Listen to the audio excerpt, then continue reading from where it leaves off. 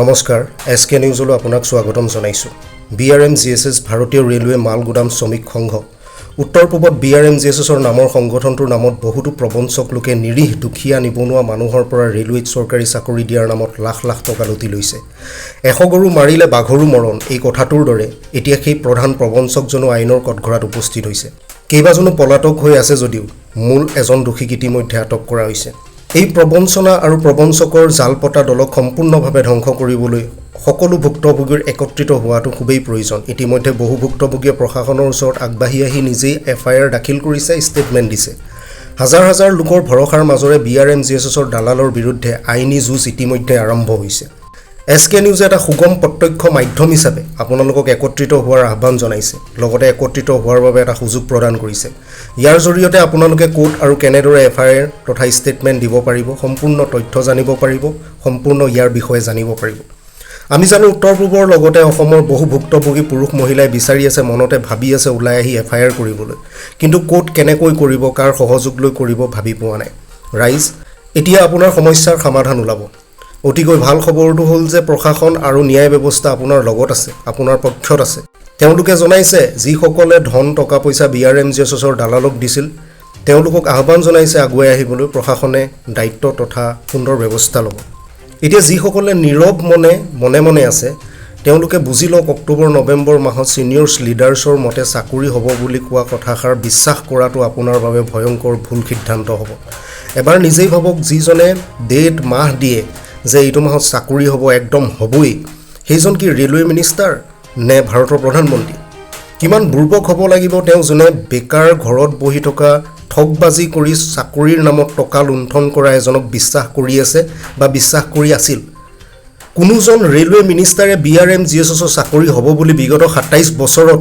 কোনো এটা প্লেটফৰ্মত কোনো এটা সংবাদ মাধ্যমত কোৱা নাই ভুৱা আশাত পৰি জীৱন নষ্ট নকৰিব সকলোৰে জীৱন ধ্বংস কৰিছে মাত্ৰ কেইজনমান দালালে প্ৰকৃত সত্য এয়াই যে ভুক্তভোগী সকলোৱে সন্মিলিত হৈ আইনী দিশত আগবাঢ়িলে দোষীসকলৰ শাস্তি হ'ব অনিবাৰ্য আৰু ভুক্তভোগী তথা ক্ষতিগ্ৰস্তসকলৰ ক্ষতিপূৰণৰ আশা বাস্তৱ প্ৰশাসনৰ ফালৰ পৰা হ'ব সেয়া সম্পূৰ্ণ নিশ্চিত আমাক এবাৰ যোগাযোগ কৰক সকলো গম পাব সেইবাবে সকলো ভুক্তভোগীক সাৱধান কৰি আহ্বান জনাইছোঁ আজি আপোনাৰ হাতত সুবৰ্ণ সুযোগ একেলগে আগবাঢ়ি আহক নহলে পৰৱৰ্তী দিনত অকলে ন্যায় বিচৰাটো আপোনাৰ বাবে অসম্ভৱ হ'ব বহু কেইজন পলাতক বা লুপ্ত হৈ আছে চৰকাৰী চাকৰি এনেকৈ কোনো দিব নোৱাৰে গতিকে আহক আগুৱাই আমি ৰাস্তা দেখাম ৰাইজ এইখনেই অন্তিম যুঁজ বুলি ভাবকচোন আজিৰ পৰা সদায় আপোনালোকে সঠিক খবৰ পাব দৰকাৰ হ'লে লাইভ আহি সৰল ভাষাত বুজাম কিন্তু এইবাৰ পিছুৱাই নাহো সকলোকে ক্ষতিপূৰণ লাগে ভুৱা জালত পৰি ইয়াত সকলোৰে জীৱন চুৰমাৰ হৈ গৈছে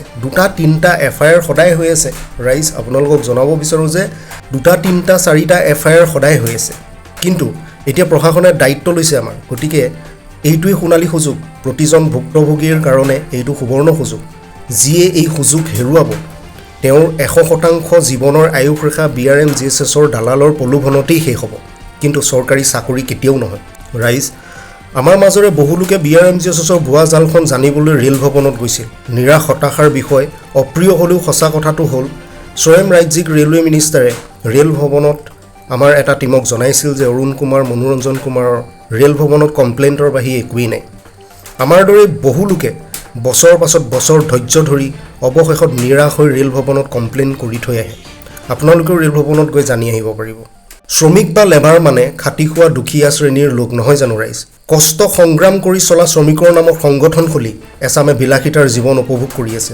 ভাবিলে আচৰিত লাগে শ্ৰমিকৰ হকে যুঁজিব আহি শ্ৰমিকৰ হকে মাত মাতিবলৈ সংগঠন খুলি দালালবিলাকে Fortuner Scorpio' MG Hector Safari Thar লৈ ঘূৰি আছে হাতত 10টা আঙুলিতে ডাঙৰ ডাঙৰ সোণৰ আঙুঠি ডিঙিত সোণৰ চেইন হাতত 1.5-2 লাখ টকাৰ 2-3টাকৈ মোবাইল ঘৈণীয়েকতে কুকুৰৰ বাৰ্থডে পাতে ফেচবুকত ছ'চিয়েল মিডিয়াত আহি কুকুৰৰ কেক কাটে 2017-18-19 চনলৈকে অনাই বনাই বেকাৰ ঘূৰি ফুৰা কেইটাইও এতিয়া চিটিত ফ্লেট ডাঙৰ ডাঙৰ ঘৰ তাহাঁতৰ বাচ্চা লাখটকীয়া এডমিশ্যনৰ স্কুলত পঢ়িছে সকলো ৰাইজ আপোনালোকৰ টকাৰে গ্ৰহা সম্পত্তি নহয় জানো সকলোতকৈ ডাঙৰ কথা এজনৰ পৰাই মাজে মাজে নতুন নতুন পদ্ধতি নতুন নতুন নিয়ম উলিয়াই তেওঁলোকে লুটিয়েই থাকে সিহঁত দালাল কেইটাইও জানে যে কাম এনেকৈ নহয়, এনেকৈ হোৱাটো সম্ভৱ নহয় আৰু জানি বুজিও তেওঁলোকে অসমীয়া জনতা তথা অসমৰ ৰাইজক লুটিপুতি খাই আছে। তেনেকৈ জানি বুজি সমাজৰ দুখীয়া নিবনুৱাক ধ্বংস কৰাবোৰৰ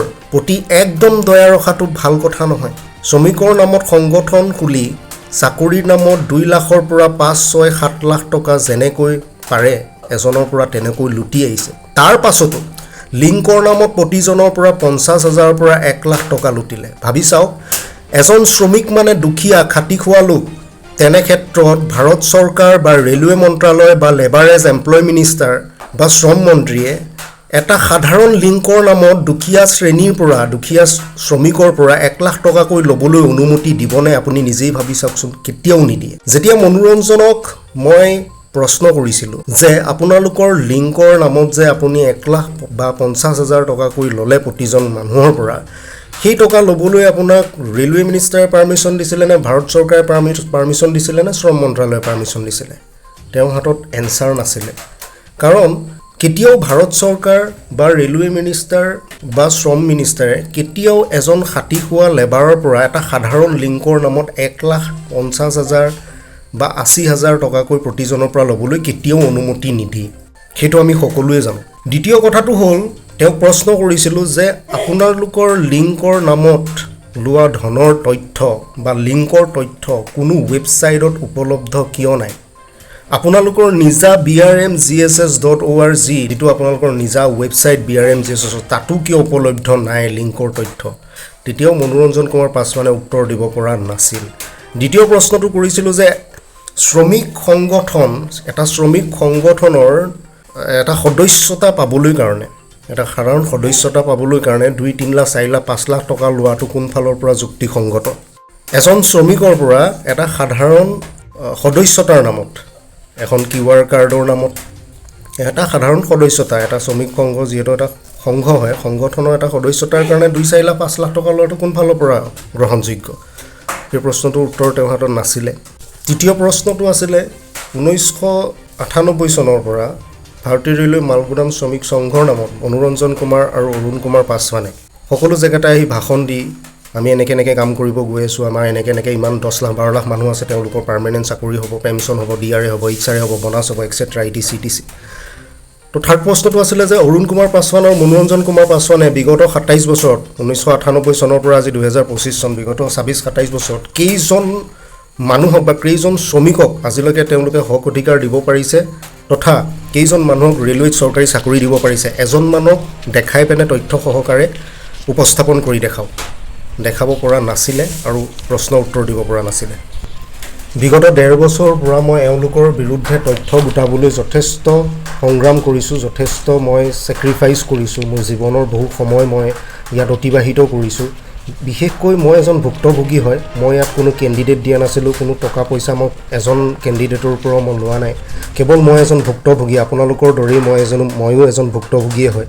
গতিকে তথাপিও মই এটা মানৱীয়তাৰ খাতিৰত যে ইমানখিনি আমাৰ অসমীয়া যুৱক যুৱতী, বড়ো, কাৰ্বি, কছাৰী, মিচিং, তিৱা, ডিমাচা, হাছাও সকলো জাতি জনগোষ্ঠীক চৰকাৰী চাকৰিৰ নামত প্ৰলোভন দি পেনে যিখিনি আশা দি পেনে বৰবাদ কৰিছে, জীৱন বৰবাদ কৰিছে, সময় বৰবাদ কৰিছে, বছৰ বৰবাদ কৰিছে, আৱেগিকভাৱে মানসিকভাৱে কিমান হাৰাশাস্তিত এই ভুক্তভোগীসকলক তেওঁলোকে শাস্তি দিছিলে। তো সেইখিনিৰ বিপৰীতে মই এজন ইউটিউবাৰ হোৱাৰ হেতুকে বহুত জেগাৰ পৰা বহুত ফোন আহে, কোনোবাই গৰু ছাগলী বিক্ৰী কৰি, কোনোবাই ঘৰ মাটি বাৰী বিক্ৰী কৰি, কোনোবাই গোল্ড লোন লৈ পেনে, কোনোবাই বন্ধকত মাটি দি পেনে, কোনোবাইতো মাটি পৰ্যন্তলৈকে কাৰোবাক এৰি দিছিলে এই চাকৰিটোৰ কাৰণে, আৰু ইমান প্ৰলোভনত তেওঁলোকে দিবলৈ বাধ্য হৈছিলে। বহুত ফোন আহে, মানুহে কান্দে। তেতিয়া আৱেগত মই এটা সিদ্ধান্ত লৈছিলোঁ যে যি কি নহওক, জীৱনটো অলৰেডি 6টা বছৰ ইয়াত বৰবাদ হৈছেই যিহেতু, গতিকে মই আগুৱাই আহোঁ, সকলোকে একত্ৰিত কৰি পেনে ইয়াৰ ওপৰত কিবা এটা সুব্যৱস্থা হ'ব লাগে বুলিয়ে মই SK নিউজটো আৰম্ভ কৰিছিলোঁ। আৰু তেওঁলোকে মোক মাতিছিলে, BRMGSSৰ কিছুমান লিডাৰ্ছে মোক মাতি বহুত আশা দিছিলে যে কামটো হ'বলৈ গৈ আছে, আপুনি অলপ দিন ধৈৰ্য ধৰক, ইমান দিনৰ ভিতৰত কামটো হ'ব। তেতিয়া মই কৈছিলোঁ যদি ইমান দিনৰ ভিতৰত কামটো নহয় তেতিয়াহ'লে মোৰ কাৰ্য, মোৰ কৰ্ম মই আকৌ কৰি যাম। আৰু তেওঁলোকে তেতিয়া কৈছিলে যে হ'ব, আপুনি ইমান দিন ধৈৰ্য ধৰক, তাৰপিছত আপোনালোকে কাম কৰিব। হ'ল, ধৈৰ্যৰ সীমা শেষ হ'ল, এতিয়া আপোনালোকে একত্ৰিত সকলো হওক, হৈ পেনে এটা সুন্দৰ ব্যৱস্থা ল'বলৈ আগুৱাই আহক, কিয়নো আপোনালোকে অকলে কেতিয়াও একো কৰিব নোৱাৰে। অকলে কেতিয়াও আপোনালোকে ইয়াৰ ওপৰত ব্যৱস্থা ল'ব নোৱাৰিব। ভুক্তভোগীৰ একত্ৰিতকৰণেই আপোনাক এটা সুগম ৰাস্তা দিব। আৰু SK নিউজে অলৰেডি নিজৰ নিউজ চেনেলটো ৰেজিষ্টাৰ্ড কৰাইছে, ভাৰত চৰকাৰৰ আণ্ডাৰত ৰেজিষ্টাৰ্ড কৰাই লৈছে। আৰু যি তথ্য মোৰ হাতত আছে, আপোনালোকে স্ক্ৰীণত দেখি আছে চাগে, ইমানখিনি তথ্য মই ইমান বছৰত গোটাইছোঁ আৰু এই তথ্য লৈ মই এতিয়া সফল হ'ম বুলি মোৰ দৃঢ় বিশ্বাস। SK নিউজে প্ৰতিবেদন প্ৰস্তুত কৰাৰ আগতেই প্ৰশাসনিক বিষয়াক নিজৰ সুৰক্ষাৰ কাৰণে পত্ৰ প্ৰেৰণ কৰিছে আৰু কিবা কাৰণত SK নিউজক কোনোবাই ক্ষতি কৰিবলৈ চেষ্টা কৰিলে তাৰ বিৰুদ্ধে আইনগত ব্যৱস্থা ল'বলৈ দাবী উত্থাপন কৰিছে। গতিকে মই নিৰপেক্ষভাৱে এটা সংবাদ মাধ্যম চলাই আছোঁ আৰু নিৰপেক্ষভাৱে মই কেৱল ভুক্তভোগীসকলক একত্ৰিত কৰাৰ মোৰ লক্ষ্য আৰু ভুক্তভোগীসকলক একত্ৰিত কৰি আইনগত ব্যৱস্থা লোৱাৰ মোৰ দায়িত্ব আৰু কৰ্তব্য। গতিকে SK নিউজৰ ওপৰত বেয়া চকু দিয়াৰ আগত 10বাৰ ভাবি চাব। SK নিউজ জনতাৰ স্বাৰ্থত নিৰপেক্ষ প্ৰতিবেদন। SK নিউজ সদায় জনতাৰ কাৰণে নিৰপেক্ষভাৱে প্ৰতিবেদন প্ৰস্তুত কৰি আহিছে। জনতাৰ কণ্ঠ শুনি তেওঁলোকৰ বেদনা আৰু দাবীৰ ওপৰত ভিত্তি কৰি প্ৰতিবেদন সাজি জনসন্মুখত আগবঢ়োৱা হৈছে। প্ৰতিবেদনসমূহৰ শুদ্ধ তথ্য আৰু খুঁটিনাটি সত্যৰ ওপৰত আধাৰিত হৈ সাজি উঠিছে। এই প্ৰতিবেদন তৈয়াৰ কৰাৰ মাজতে SK নিউজে নিজৰ নিৰাপত্তাৰ কাৰণে প্ৰশাসনিক স্তৰৰ পৰা আৱশ্যকীয় অনুমতি আৰু সংৰক্ষণ ব্যৱস্থা গ্ৰহণ কৰিছে। এজন সচেতন সংবাদ মাধ্যম হিচাপে SK নিউজে প্ৰশাসনিক অধিকাৰীক আনুষ্ঠানিক চিঠি প্ৰেৰণ কৰিছে, য'ত স্পষ্টকৈ উল্লেখ আছে যে যদি কোনো ব্যক্তি SK নিউজকে লক্ষ্য কৰি আক্ৰমণ বা ক্ষতি কৰাৰ চেষ্টা কৰে, তেনে অৱস্থাত সেই ব্যক্তিক জবাবদিহি কৰিবলৈ প্ৰশাসনে দায়িত্ব ল'ব। SK নিউজে আইন আৰু সংবিধানৰ গৰিমা ৰক্ষা কৰি সংবাদ প্ৰতিবেদন আগবঢ়াই আহিছে। সেইকাৰণে এই উদ্যোগে সংবাদকৰ্মীৰ নিৰাপত্তা আৰু স্বাধীনতাৰ দুয়োটাই নিশ্চিত কৰাৰ বাবে এক গুৰুত্ব পদক্ষেপ বুলি গণ্য কৰা হৈছে। শেষত SK নিউজ জনতাৰ বাবে, জনতাৰ লগত আৰু সদায় জনতাৰ স্বাৰ্থ ৰক্ষাৰ বাবে প্ৰতিশ্ৰুতিবদ্ধ। স্ক্ৰীণত যোগাযোগ নম্বৰ দিয়া আছে। যদি আপুনিও ভুক্তভোগী হয়, আপুনিও যদি BRMGSSৰ যিকোনো এজন ব্যক্তিক আপুনি টকা দিছিলে, চৰকাৰী চাকৰিৰ নামত কোনোবাই আপোনাৰ পৰা টকা লৈছিল আৰু বৰ্তমান সময়ত আপুনি প্ৰশাসনৰ ওচৰত আহিব বিচাৰিছে, ন্যায় বিচাৰিছে, তেতিয়াহ'লে আমাক যোগাযোগ কৰক। অন্যথা যদি আপুনি পইচা দিয়া নাছিলে, তেতিয়াহ'লে আমাক যোগাযোগ কৰিব নালাগে। আমি বিচাৰোঁ যে এইখিনি সময়তেই এটা দুটা FIRটো সদায় হৈ আছে, কিন্তু আমি বিচাৰিছোঁ যে এটা দুটা নহয়, 10, 20টা, 50টা, 100টা যেনেকৈ পাৰোঁ আমি ডেইলি FIR কৰিবলৈ চেষ্টা কৰিম। বহু লোক আমাৰ লগত যোগাযোগ কৰে, কিন্তু তাৰে কিছুমান পুৰুষৰ সাহস একেবাৰে কম, তেওঁলোকে আমাৰ সময় নষ্ট কৰে। গতিকে তেওঁলোকৰ লগত আমি কথা পতাটো বাদ দিছোঁ আৰু যিসকলৰ সাহস নাই ওলাই আহিবলৈ, তেওঁলোকে যোগাযোগ নকৰিব। আৰু আপোনালোকতকৈতো কমচে কম মহিলাখিনিয়ে বেছি আমাৰ সাহসী হয়। তেওঁলোক ধুনীয়াকৈ ওলাই আহিছে, ধুনীয়াকৈ তেওঁলোকে আইনৰ ওচৰত আহিছে, নিজৰ ষ্টেটমেণ্ট দিছে, নিজৰ বক্তব্য ৰাখিছে। গতিকে এটা মাধ্যমৰ অভাৱত আৰু যথেষ্ট মহিলা আহিব পৰা নাছিলে, এতিয়া আমাক যোগাযোগ কৰিব বুলি আমাৰ বিশ্বাস। সেইকেইজন পুৰুষতকৈ কমচে কম এওঁলোকেই যথেষ্ট সাহসী হয়। গতিকে তেওঁলোকক ধন্যবাদ জ্ঞাপন কৰিছোঁ। কোনোবাই যদি অন্তিম উশাহ থকাৰলৈকে বা মৃত্যু নোহোৱালৈকে BRMGSSৰ দ্বাৰা মাধ্যমেৰে দালালক পইচা দি পেনে ৰেলৱেত চাকৰি হোৱাৰ যদি আশা পুহি ৰাখিছে বা সপোন দেখি আছে, তেতিয়াহ'লে আপোনালোকে দেখি থাকক। আপোনালোকক লৈ আমাৰ একো ক'ব লগা নাই। যিসকলে ইতিমধ্যে বুজি উঠিছে তেওঁলোক ওলাই আহক। একত্ৰিত নহ'লে একো কৰিব নোৱাৰিব পাছত। গতিকে আমাৰ লগত যথেষ্ট মানুহ আছে, যথেষ্ট ভুক্তভোগী আছে। সকলোৱে মিলি কৰিলে আপোনালোকে এইখিনিতে এটা সমাধান পাব। ধন্যবাদ।